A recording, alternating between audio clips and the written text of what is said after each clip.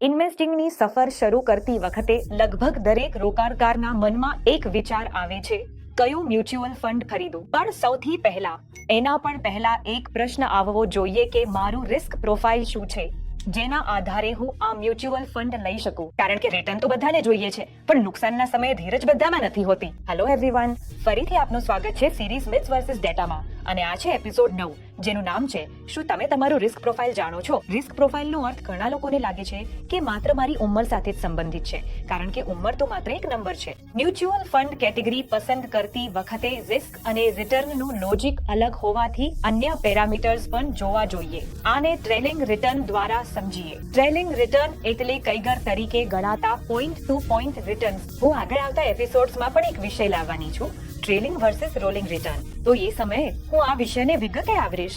યજ્ઞના ફંડોમીટરના આ સ્ક્રીનશોટ મુજબ equity mutual ફંડ્સના trailing રિટર્ન્સમાં છેલ્લા એક વર્ષમાં સ્મોલ કેપે ખૂબ ખરાબ પ્રદર્શન કર્યું છે. અન્યમાં સ્મોલ કેપનું પ્રદર્શન ખરાબ છે, જો કે 5-10 વર્ષમાં સ્મોલ કેપ જ સૌથી સારું વળતર દે છે.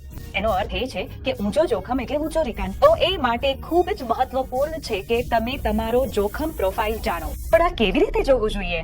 8 મૂળભૂત પ્રશ્નો. પહેલું છે સમયગાળો. તમારા લક્ષ્ય મુજબ તમે કેટલા સમય માટે આ રોકાણ કરી રહ્યા છો. બીજું છે ધીરજનું સ્તર.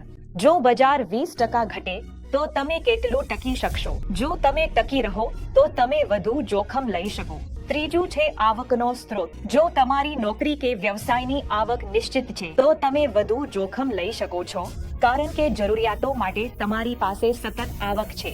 સુરક્ષિત નોકરી હોય તો તમે અન્ય સ્ત્રોતો કરતા વધુ જોખમ લઈ શકો. બીજું, ઓછા નિર્ભર વ્યક્તિઓ એટલે વધુ જોખમ લેવાની ક્ષમતા.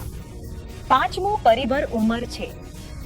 યુવાન રોકાણકારો સામાન્ય રીતે વધુ જોખમ લેતા હોય છે.